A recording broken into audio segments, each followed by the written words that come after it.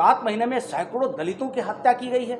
कोई ऐसा जिला नहीं है जहां दलितों ने खुल्लम खुल्ला जो चैलेंज करता है, दिन दोपहर जाकर के गरीब कमजोर को हत्या कर डालता है और हत्या के बावजूद उसकी गिरफ्तारी नहीं हो रही है। तो इसकी जवाबदेही कौन है? गृह मंत्री आप है, मुख्यमंत्री आप हैं। आज बड़ी दुख के साथ मुझे कहना पड़ रहा है कि बिहार प्रदेश में जब से महागठबंधन की सरकार आई है, बड़े पैमाने पर चुन चुन करके अनुसूचित जाति जनजाति वर्ग के जो समाज के होनहार लोग हैं, सामाजिक प्रबुद्ध लोग हैं, उनके साथ बड़े पैमाने पर एक सोची समझी रणनीति के तहत हत्याएं की जा रही है। आप प्रेस मीडिया के सभी electronic print media social activist भी आप हैं।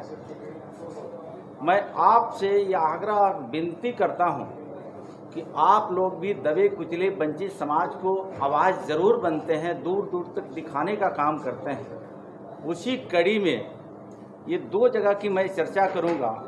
अभी बिहार प्रदेश के प्रदेश अध्यक्ष आदरणीय सम्राट चौधरी जी के नेतृत्व में एक भारतीय जनता पार्टी के शिष्टमंडल गई थी लालगंज थाने के अंतर्गत जो वैशाली जिले में आता है। राकेश पासवान को जो सोशल एक्टिविस्ट भी थे, भीम आर्मी के प्रदेश के सचिव भी थे, दलित सेना के भी उनके ऊपर दायित्व था और बाबा साहब डॉक्टर भीमराव अंबेडकर जी के विचारों को जन जन तक पहुंचा रहे थे, जिसका कारण बना कि वहाँ के अपराधियों ने 13 तारीख को दरवाजे पर आकर और पैर छू करके प्रणाम करता है और करने के बाद तबातोड़ गोलियां चला करके मौत के घाट उतार दिया जाता है। मौत के घाट उतारने के बाद से अगल बगल आग की तरह ये बातें फैल गई। सभी समाज के लोगों ने दरवाजे पर आया और 13 तारीख से आज 20 तारीख हो गया। FIR तो हुआ है, लेकिन अब तक उस FIR के बदले किसी की गिरफ्तारियां नहीं हुई। और मार्मिक बात है कि उस परिवार के लोगों ने राकेश पासवान के बड़े भाई मुकेश पासवान जिला पार्षद हुआ करते थे और मुकेश पासवान उस परिवार के ऊपर 16 में भी एक बार गोलियां चलाई गई थी और उस परिवार के लोगों ने वहां के स्थानीय DM और SP को आवेदन दिया कि हमारे परिवार के ऊपर जानलेवा हमला हुआ, गोलियां चली, सुरक्षा के लिए आर्म्स की लाइसेंस दी जाए। आवेदन देने के बावजूद 16 में आवेदन दिया गया, आज 2023 है, लेकिन उनके आवेदन पर सरकार ने कोई जवाब नहीं दिया, जिसका ताज़ा उदाहरण 13 तारीख को देखने को मिला कि एक अनुसूचित जाति के होनहार व्यक्ति राकेश पासवान को निर्मम हत्या कर दी जाती है।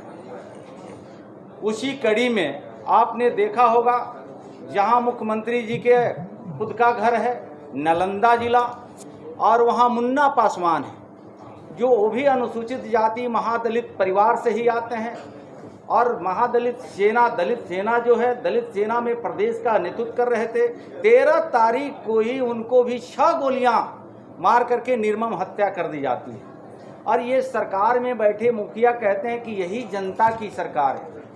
मैं अनुसूचित जाति जनजाति के परिवार से होने के नाते जनक चमार स्पष्ट सरकार से ये कहना चाहता है कि जहां बिहार प्रदेश में अनुसूचित जाति और जनजाति दबे कुचले वंचित समाज को बाबा साहब अम्बेडकर जी ने आवाज़ दिया था, उस आवाज़ के प्रति समाज में समरूपता एक भाव फैलाने का कर्ज करता, वो पासवान बिरादरी का हो, दलित बिरादरी का हो, पिछड़ा बिरादरी का हो, अत्यंत समाज के बेटा हो, वह परिवार को निर्मम हत्या करने के उद्देश्य से ही आपकी सरकार चल रही है। तो मेरा मानना है कि ये सरकार कमज़ोर लोगों को दबा करके और वोट बैंक की राजनीति करना चाहती है। ये बिहार प्रदेश के लोगों ने ये चीज़ को आने वाले दिनों में बड़े बखूबी समझ भी चुका है और जवाब भी देने के लिए तैयार है। इसलिए एक शिष्टमंडल जो है कि लालगंज में, जैसे हमने अभी यहाँ उपस्थित नहीं है बड़े भाई रामप्रीत पासवान जी, पूर्व मंत्री वर्तमान विधायक, हम 3 लोगों ने साथ में सुबोध पासवान जी भी गए थे और उस परिवार का एक ही मांग है कि त्वरित कार्रवाई करते हुए अपराधियों को गिरफ्तारी होनी चाहिए। आज 1 सप्ताह हो गया, कोई अपराधी की गिरफ्तारी नहीं है, खुल्लम खुल्ला अपराध कर्मी घूम रहा है। और वहीं से एसपी को, डीजीपी को मैं स्वयं अपने मोबाइल नंबर से डीजीपी को फ़ोन लगाया तो ये जवाब आया कि अभी डीजीपी साहब वीसी में बैठे हुए हैं और तुरंत कॉल बैक करके आपको बात कराया जाएगा। लेकिन शायद अभी 4 घंटे हो गए, अभी 4 घंटे होने के बावजूद डीजीपी साहब का वीसी चल रहा है या नहीं चल रहा है, कॉल बैक नहीं आया है। उस परिवार का यही कहना है कि उस परिवार में 3 बच्चे और बच्चियां हैं, तो उन बच्चे और बच्चियों को परवरिश करने के लिए सरकारी जो मुआवजा 25 लाख रुपया जितना जल्दी हो सके परिवार को उपलब्ध कराना चाहिए। और बच्चों को परवरिश करने के लिए उनका विधवा जो पत्नी है, उस पत्नी को पीडीएस की लाइसेंस निश्चित रूप से उपलब्ध कराना चाहिए कि वो परिवार की परवरिश हो सके। और इतना ही नहीं, राकेश पासवान की जब मृत्यु हो जाती है, अपराधियों ने हत्या करके चले जाते हैं और 100 को वहाँ के सम्मानित सभी समाज के लोगों ने जब दाह संस्कार करने के लिए लेके जाते हैं तो काफिला बन पड़ता है और वो काफिले में हजार समाज के लोग खड़े होते हैं और बड़े पैमाने पर नारेबाजी करते हुए उनके अंतिम संस्कार के तरफ जब लोग बढ़ रहे थे, मन चले लोगों ने चौक चौराहे पर कहीं ना कहीं तोड़ फोड़ की बातें आ रही है। लेकिन जिसका नुकसान हुआ है, जिन दुकानदारों को टूट फूट की बातें आ रही है, वह दुकानदार व्यवसायी कहीं थाने में एक आवेदन नहीं दिया है और खुद के वहाँ के पुलिस प्रशासन ने अपने मन से एफआईआर करके जो राकेश पासवान के शुभचिंतक थे, हित रिश्तेदार थे, अगल बगल टोले मोहल्ले के लोग बाबा साहब अम्बेडकर के अनुयायी थे और उनको नाम दे करके लगभग 14 लोगों को जो दाह संस्कार करके लौट रहे थे उनको त्वरित कार्रवाई करते हुए और अरेस्ट करके जेल के सलाखों में डाल दिया गया। और इतना ही नहीं, लगभग सैकड़ों लोगों को बेनामी नाम दर्ज करके और उनको आज डर का माहौल कायम कराया गया है। इससे ये सरकार साफ ही स्पष्ट होता है कि अनुसूचित जाति जनजाति को मरने के लिए विवश कर दिया गया है। अपराधियों को खुल्लम खुल्ला छूट दे दिया गया है कि अनुसूचित जाति के लोग जो संविधान की बात करता है, न्याय कानून की बात करता है, गरीब दलितों और पिछड़ों की आवाज़ की बात करता है, उसको हत्या का रूप दिया जा रहा है। तो मेरा आपके माध्यम से सरकार से मैं मांग करता हूं कि जो परिवार के अब तक सुरक्षा मुहैया नहीं है, सरकार सुरक्षा भी मुहैया करे, पीडीएस की लाइसेंस के उनको दिया जाए और दूसरी बात तो उस परिवार को कम से कम 25 लाख रुपया सरकारी मुआवजा दिया जाए।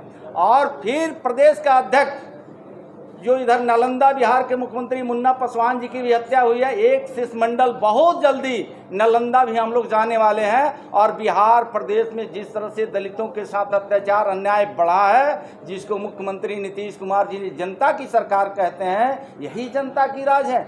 मुख्यमंत्री जी बताएं कि क्या विवश है दलित समाज के लोग बाबा साहब के अम्बेडकर की बात न करें? बाबा साहब अम्बेडकर की बात करेगा? बाबा साहब अम्बेडकर के नाम पर अगर प्रदर्शन निकलता है, बाबा साहब अम्बेडकर के नाम पर अगर प्रभात फेरी निकलता है तो अपराधी जो है कि खुल्लम खुला गोली से हत्या कर देगा और अपराधियों को ये पुलिस प्रशासन के लोगों ने कहीं अरेस्टिंग नहीं करेगा। ये कहीं ना कहीं बिहार प्रदेश के अनुसूचित जाति जनजाति के साथ अत्याचार आना बढ़ा है और इसको पुरजोर तरीके से भारतीय जनता पार्टी के हम सभी सम्मानित पदाधिकारी और कर्मचारी उसको पुरजोर तरीके से विरोध करेंगे।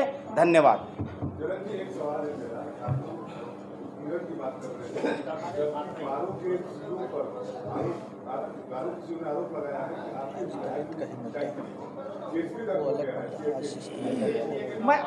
मैं आपको आज का समय से आज जैसे 20 तारीख है, कल 21 हो जाएगा। ये विषय तो आज दलित की चर्चा हो रही है। जो बिहार में इतने बड़े जो 6 महीना 7 महीने में सैकड़ों दलितों की हत्या की गई है, कोई ऐसा जिला नहीं है जहां दलित कोई चुनाव लड़ता है, कोई सामाजिक संगठन से जुड़ा हुआ है, सोशल एक्टिविस्ट से जुड़ा हुआ है। मैं तो ये भी आपसे कहना चाहता हूं, आप पत्रकार बंधुओं को भी आर्म्स की लाइसेंस मिलनी चाहिए। आपका भी कहीं ना कहीं असुरक्षित महसूस हो रहा है। ये दलित की बात है। अलग से बात करें, ये प्रेस कॉन्फ्रेंस में नहीं, उससे अलग से आरोप लगाया है कि बीजेपी जो है राजनीति से उनकी पिटाई की है और इसके लिए अलग से हम लोग बैठेंगे, कुछ जानकारी आ जाएगी और उस पर हम चर्चा, उस पर अलग से हम चर्चा करेंगे। उस पर हम अलग से चर्चा करेंगे। सर लाइसेंस ना देना किसकी गलती है? 2016 के बाद सर सरकार देखा है तो बीजेपी कितना सर इसमें अपने आप को मानती है, क्योंकि अधिकारी अगर नहीं लाइसेंस दे रहा है तो दलित समाज के लाइसेंस हमला होता है, लाइसेंस दे रहा है तो आप तो सरकार में थे। अगर नहीं उनके पूर्व मुखिया की कल ही हत्या हुई। ये बिहार प्रदेश में आप देख रहे हैं कि किस तरह से जनप्रतिनिधियों की हत्याएं हो रही है। आप मेरी सरकार की बात कर रहे हैं, जो एनडीए की सरकार थी, और एनडीए की सरकार में आपने देखा होगा कि आज बिहार प्रदेश के यशस्वी प्रदेश अध्यक्ष आदरणीय सम्राट चौधरी जी ने स्पष्ट शब्दों में प्रेस मीडिया के सामने कहा था कि बिहार के तमाम जनप्रतिनिधियों को आर्म्स की लाइसेंस मिलनी चाहिए। लेकिन आज हम सरकार में नहीं, हम सरकार से बाहर हैं। तो जो सरकार में होते हैं उस सरकार की जवाबदेही जिम्मेवारी बनती है। और मैं तो मांग करता हूं कि आप प्रेस मीडिया के सोशल एक्टिविस्ट हो या किसान हो या राजनीति करने वाले लोग हों, अगर कहीं आवेदन जिला प्रशासन के समक्ष रखते हैं तो उनको आर्म्स देनी चाहिए। लेकिन आर्म्स न देता हो और इसके अलावे अपराधियों ने खुल्लम खुल्ला जो चैलेंज करता है, दिन दोपहर जाकर के गरीब कमजोर को हत्या कर डालता है और हत्या के बावजूद उसकी गिरफ्तारी नहीं हो रही है, तो इसकी जवाबदेही कौन है? गृह मंत्री आप हैं, मुख्यमंत्री आप हैं, तो इसकी जवाबदेही तो आपको लेना पड़ेगा, जवाब देना पड़ेगा।